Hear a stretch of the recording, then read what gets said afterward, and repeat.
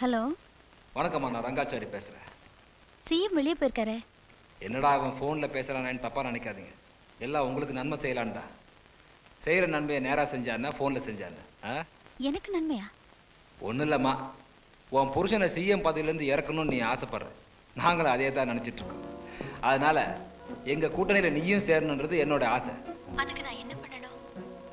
எல்லா எம்எல்ஏக்கிட்டையும் மந்திரிக்கிட்டையும் உன் புருஷன் வெறும் பேப்பரில் கையெழுத்து வாங்கி வச்சுருக்கான்.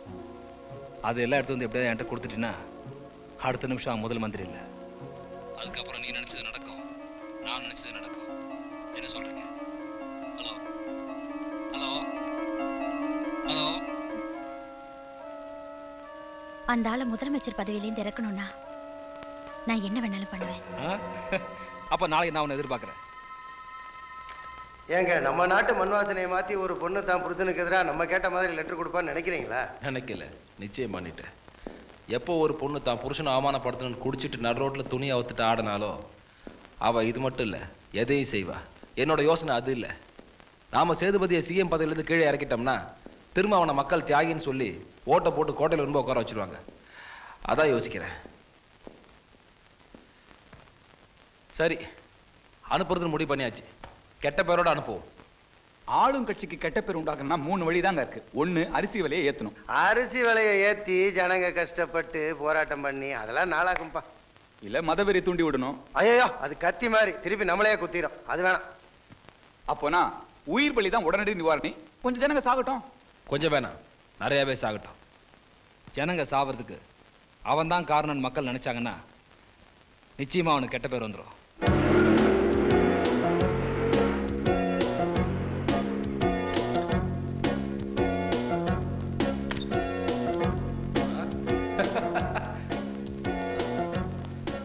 வாமா வா, உனக்கு ஆயுசு 100. உன்னை பற்றி தான் பேசிட்டு இருந்தேன். என்ன பத்தியா? வருவாளா வரமாட்டாளான்னு பேசிட்டு இருந்தீங்களா? சே சே, நம்மள மாதிரி ஆளுங்களுக்கு நாணயம் தானே முக்கியம். இந்தாங்க. நம்ம ஒரு இதோட முடிஞ்சிடக்கூடாது. எனக்கு இன்னொரு தொண்டு நீ செய்ய வேண்டியிருக்கு. செஞ்சதுக்கு காணிக்கையோ அடுத்ததுக்கு அட்வான்ஸுமா ஒரு 5 கோடி ரூபா வாங்கிக்க. நான் சொல்றதை மட்டும் நீ செஞ்சிட்டினா சிஎம் நிரந்தர கெட்ட பேரோட வீட்டுக்கு அமிச்சிடலாம். சொல்லுங்க. ஒன்றும் இல்லைம்மா, தெரியாமல் நான் ஒரு மெடிக்கல் ஃபேக்டரி ஆரம்பித்தேன். அதில் 100 கோடி ரூபா மருந்தை தயாரித்து கவர்மெண்ட் ஹாஸ்பிட்டலுக்கு அனுப்பலான்னு பார்த்தா உன் புருஷன் சிஎம் கையெழுத்து போட மாட்டேன்னு திருப்பி அமிச்சிட்டான். அவன்கிட்ட நீ கையெழுத்து வாங்குவியோ இல்லை அவன் கையெழுத்தை நீயே போடுவியோ எனக்கு தெரியாது. அந்த மருந்தெல்லாம் கவர்மெண்ட் ஹாஸ்பிட்டல் போய் சேர்ந்தாகணும். 5 கோடி ரூபாய் எனக்கு பெருசு இல்லை, ஆனால் அதை வாங்கும்போது ஃபோட்டோ எடுக்கணும். நான்சென்ஸ். ஃபோட்டோ எடுக்கணுமா? எதுக்கு? வேஸ்ட் மருந்து சிஎம் தான் வாங்க சொன்னாரு. அதுக்கு என்ன 5 கோடி ரூபாய் லஞ்சம் வாங்க சொன்னாருன்னு சொல்லி பத்திரிகையில பேட்டி கொடுக்கணும். சபாஷ், பெரிய புத்தாலியா இருக்கமா நீ. இந்த அவசர கூட்டத்தை நாம எதுக்காக கூட்டி இருக்கிறோன்றது உங்களுக்கு எல்லாம் நல்லா தெரியும். அந்த சேதுபதியை முதலமைச்சர் பதவியில இருந்து நம்ம இறக்கியாகணும். அவனால நம்ம எவ்வளவு கஷ்டங்கள் அனுபவிச்சிருக்கோன்றது உங்களுக்கு எல்லாம் நல்லா தெரியும். உங்கள யாராவது இருக்க ஒரு சல்லி காசாவது சேர்த்து வச்சிருக்கீங்களா? எதுக்காக நீங்க எல்லாம் எம்எல்ஏ இருக்கீங்க? எலெக்ஷன் வேற வரப்போகுது, செலவுக்கு காசு வேண்டாமா? வரப்போற எலெக்ஷன்ல நம்ம ஜெயிக்க போறோமோ இல்லையோ யார் கண்டது? அதுக்குள்ள 4 காசு நம்ம சம்பாதிக்க வேணாம். அதனாலதான் சொல்றேன், சேதுபதியை முதலமைச்சர் பதவியிலிருந்து இறக்கிட்டு புதுசா ஒரு முதலமைச்சரை நாம அவசரமா தேர்ந்தெடுத்தே ஆகணும். இந்த கூட்டத்திலேயே முதலமைச்சர் ஆகிற புல் தகுதி அண்ணன் சைக்கோக்கு தான் இருக்கு. அண்ணன் சைக்கோ, அண்ணன் சைக்கோ, அண்ணன் சைக்கோ, அண்ணன் சைக்கோ. உட்காருங்க. அவருக்கு புல் தகுதி இருக்கு, எனக்கு குவார்டர் தகுதி இருக்காக்கும். இவர் முதலமைச்சர் ஆவாரு, நான் மோதிர அமைச்சர் ஆவனா? படி இழக்கிற பகவான் வந்துட்டாரு. ஐயா வாங்க வாங்க, இந்த பால் வடிகிற முகத்தை பாருங்க. முதலமைச்சருக்குனே பிறந்த மாதிரி இல்லை, என்ன சிஎம் ஆக்குங்க.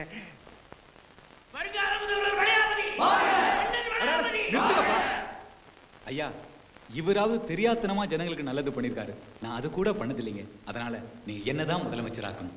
ஐயா, இனிமே தெரியாம கூட நல்லது பண்ண மாட்டேன். நான் தான் முதலமைச்சர். ஐயா, பழைய முதலமைச்சரோட மணி விழாவை மரண விழாவா ஆக்குனதே நான் தான். அதனால நான் தான் முதலமைச்சர்.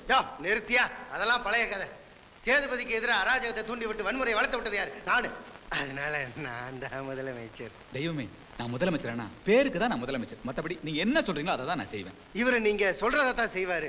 நான் நீங்க நினைக்கிறதையே செய்வேங்க. என்ன முதலமைச்சர் ஆக்குனீங்கன்னா வாங்குற லஞ்சத்துல 50% உங்களுக்கு காணிக்க ஆக்குறாங்க. நான் முதலமைச்சரானா லஞ்சம் வாங்குற எல்லாத்தையுமே உங்களுக்கு கொடுத்துறேங்க. நான் ஆகலனா பரவாயில்ல, இவன் முதலமைச்சர் ஆகக்கூடாது. நான் ஆகாட்டி பரவாயில்ல, இவன் ஆகக்கூடாது. நான் முதலமைச்சர் ஆகாட்டி பரவாயில்ல, இவன் ஆகக்கூடாது. நான் ஆகாட்டி பரவாயில்ல, இந்த நாய் ஆகக்கூடாது. நான் ஆகலனா பரவாயில்ல, இவன் முதலமைச்சர் ஆகக்கூடாது. நான் ஆகாட்டி பரவாயில்ல, இவன் ஆகக்கூடாது. நான் முதலமைச்சர் ஆகாட்டி பரவாயில்ல, இவன் ஆகக்கூடாது. நான் ஆகாட்டி பரவாயில்ல, இந்த நாய் ஆகக்கூடாது. நான் ஆயிட்டுமா?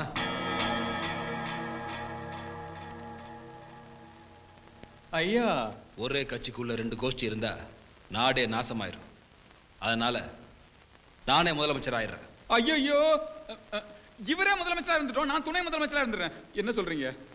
அவரே முதலமைச்சரா இருக்கட்டும், நான் துணை முதலமைச்சரா இருக்கிறேன். வேண்டாம்ப்பா, நானே முதலமைச்சர் ஆகிறதா முடிவு பண்ணிட்டேன். அண்ணன் தாமாஸ் பண்றாரு. அட சீரியஸா சொல்றேன்பா, நான் நேற்று ராத்திரியே முடிவு பண்ணிட்டேன். உங்களை வளர்த்து விட்டு நீங்க என் முதுகுல குத்துறதை விட நானே முதலமைச்சராகி பவருக்கு வர்றதா முடிவு பண்ணிட்டேன். என்ன சொல்றீங்க? அன்பு தெய்வ ரங்காச்சாரி, இதய தெய்வ ரங்காச்சாரி, எங்கள் தலைவன் ரங்காச்சாரி. அன்பு தெய்வம் ரங்காச்சாரி, அடுத்த முதல்வர் ரங்காச்சாரி, இதய தெய்வம் ரங்காச்சாரி. சார், இந்த மருந்து இது தப்பா இருக்கு போல இருக்கு. என்னது? பேஷண்ட் நிறைய பேர் வாமிட் எடுத்துட்டாங்க. 8ஆம் நம்பர் வார்டுல இருக்க பேஷண்ட் இறந்துட்டாங்க. என் வார்டுல 20 பேர் இறந்துட்டாங்க. சார், 6ஆம் நம்பர்ல அந்த அம்மா இறந்துட்டாங்க. டாக்டர் சார், ஆக்சுவலா இந்த மருந்து நம்ம மெடிக்கல் கவுன்சில் ரிஜெக்ட் பண்ணிருக்காங்க சார். இது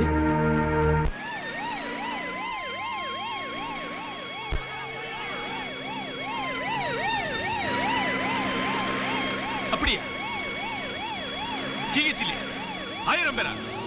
ஓகே, நான் சிஎம்க்கு இன்ஃபார்ம் பண்ணிடுறேன். ஜிப் ஓரம் நிறுத்துப்பா.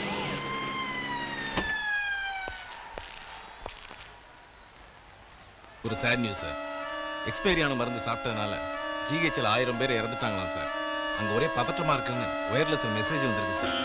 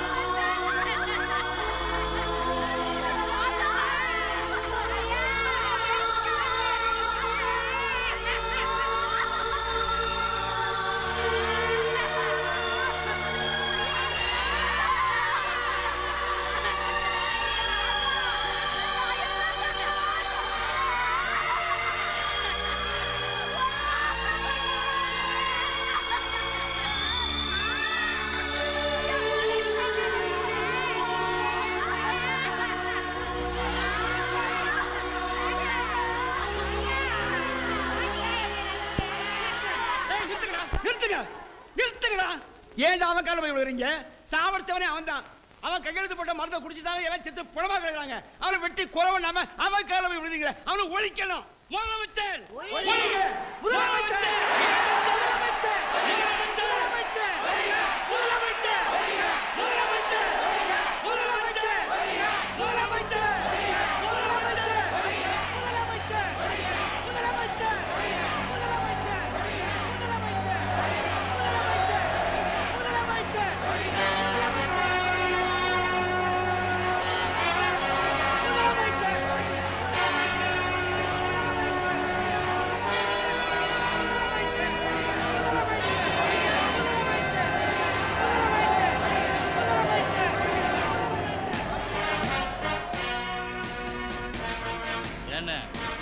கட்சி எம்எல்ஏக்கெல்லாம் இவ்வளவு நாளா சேதுபதி ஆதரிச்சுட்டு இப்ப திடீர்னு ரங்காச்சாரி பக்கம் சாஞ்சிட்டோமே, நியாயம் தானே இது? தம்பி, அரசியல்ல நியாயம் பார்க்க கூடாது. இருக்க போறது 6 மாசம். அதுக்குள்ள எவ்வளவு சம்பாதிக்கணுமோ சம்பாதிச்சுக்கணும். ராம ஆண்டா என்ன, ராவண ஆண்டா என்ன? முதலமைச்சர் சார், எமர்ஜென்சி நியூஸ் சார். உங்க கட்சி எம்எல்ஏ எல்லாம் உங்க மேல நம்பிக்கை இல்லாம கவர்னர் மாளிகையில கூடி இருக்காங்க சார். உங்க ஆட்சி டிஸ்மிஸ் ஆனாலும் ஆயிடும்னு ரிப்போர்ட் வந்திருக்கு சார். சரி, இந்த ஜனங்களை நான் பாத்துக்கிறேன். நீ கவர்னர் மாளிகைக்கு போ.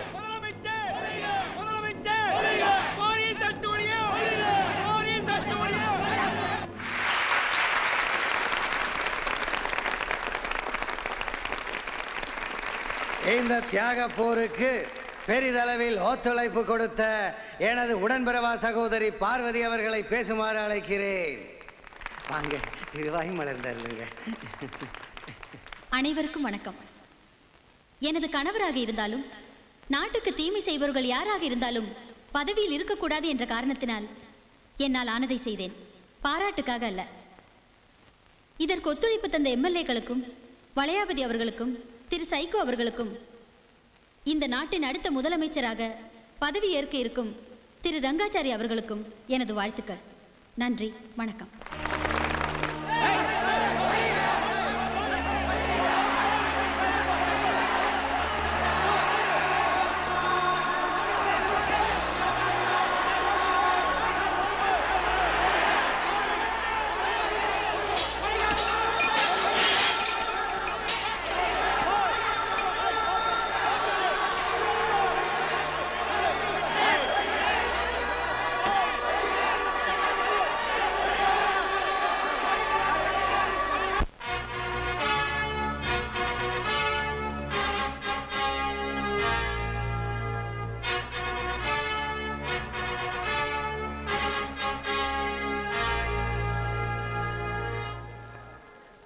வணக்கம். எக்ஸ்பயர் ஆன மருந்தெல்லாம் லஞ்சம் வாங்கிக்கிட்டு கவர்மெண்ட் ஹாஸ்பிட்டலுக்கு சப்ளை பண்ண சொல்லியிருக்கார் சேதுபதி. அதனால் நிறைய உயிர் பலியாயிடுச்சு. அதான் இந்த திடீர் மாறுதல். எல்லாம் கேள்விப்பட்டேன். நான் எத்தனையோ ஸ்டேட்டில் கவர்னராக இருந்திருக்கிறேன். ஆனால் இந்த ஸ்டேட்டில் நடக்கிற கொடுமை மாதிரி வேற எந்த ஸ்டேட்லையும் நடக்கல. Very bad position. எல்லாத்துக்கும் காரணம் இப்போ இருக்கிற சிஎம் தான். அவர் மேல நம்பிக்கை இல்லைன்னு தான் நாங்க எல்லா எம்எல்ஏவும் இவருக்கு கையெழுத்து போட்டு கொடுத்துருக்கோம். சேதுபதி மேல நம்பிக்கை இல்லாம தான் எல்லா எம்எல்ஏக்களும் இங்க கூடியிருக்கோம். நீங்க வேணா தலைகளை எண்ணி பாத்துங்க ஐயா. ஓகே.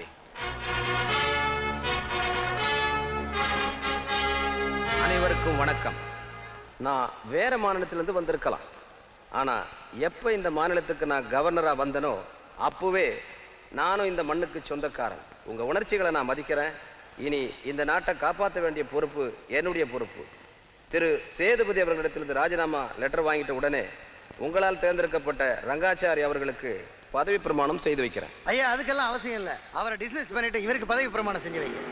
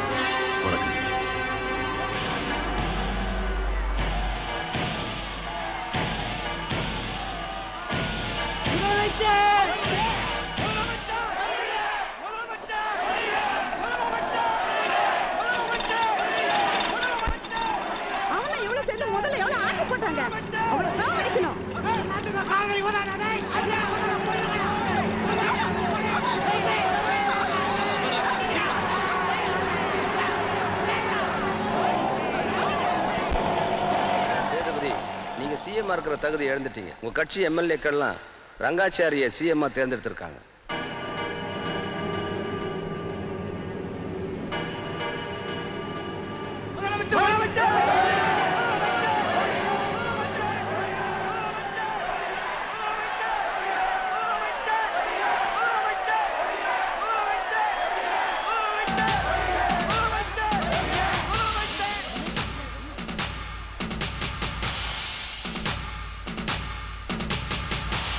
யார் சிஎம்ங்கிறத பத்தி எனக்கு கவலை இல்லை. நடந்த தப்புக்கெல்லாம் நான் காரணம் இல்லைங்கிறது எனக்கு ஓட்டு போட்ட ஜனங்களுக்கு தெரியும். டேய் நில்லுங்களா.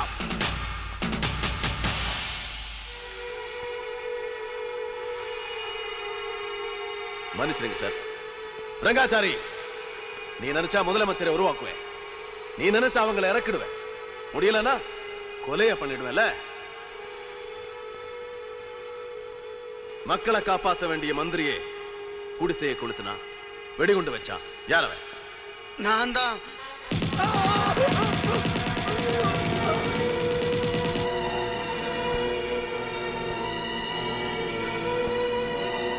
எனக்கு முன்னாடி இருந்த சீம் எப்படி செத்தாரு? இதுக்கு நீ பதில் சொல்லல. நீ எப்படி செத்துன்னு நாளைக்கு கோர்ட்ல நான் சொல்ல வேண்டியிருக்கும். சொல்லுடா. ஐயா என்ன சுற்றாதீங்கயா, என்ன சுற்றாதீங்கயா, என்ன சுற்றாதீங்க. மணி விழால அவரை பெட்ரோல் ஊத்தி கொளுத்துனது நாங்க தான். குத்து விளக்க மட்டும் தான் நான் தள்ள.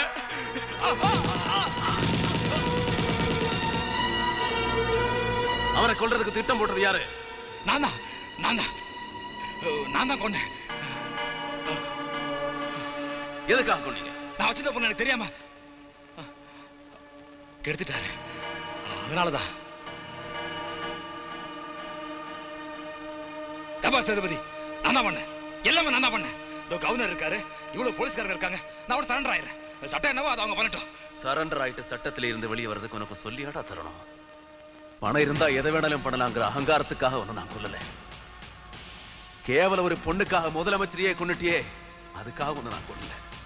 இந்த நாட்டு மக்களுக்கு நல்லது பண்ணணும்னு நினைக்கிற அரசியல்வாதிகளை அநியாயமா ஒழிக்கிறியே, அதுக்காக ஒண்ணு நான் கொல்லல. நீ நல்லா இருக்கணுங்கிறதுக்காக அப்பாவி மக்களை ஆயிரக்கணக்காக கொண்டுட்டியே, அதுக்காக தண்டா ஒண்ணு நான் கொல்ல போறேன்.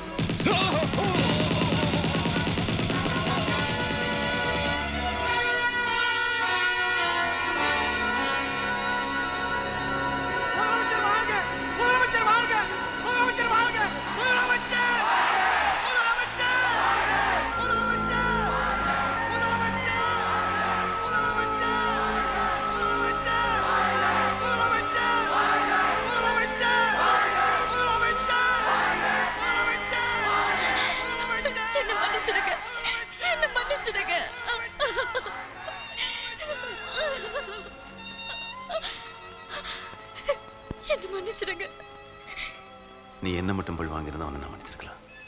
ஆனா ஆயிரக்கணக்கான அப்பாவி மக்களோட உயிரை பலி வாங்கிட்டே, அதனால உன்னை மன்னிக்கிற உரிமை அவங்களுக்கு தான் இருக்கு.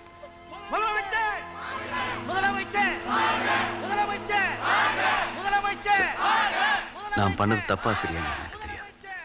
ஆனா தப்பு பண்றவங்களுக்கு இது ஒரு பாடமா இருக்கட்டும் சார்.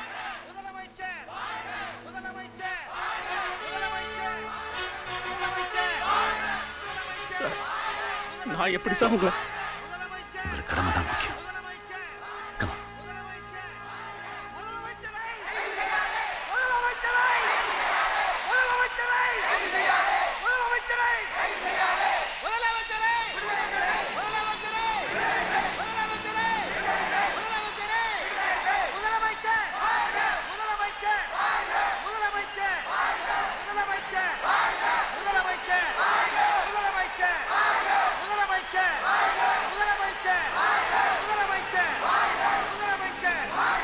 நிறுத்துங்க.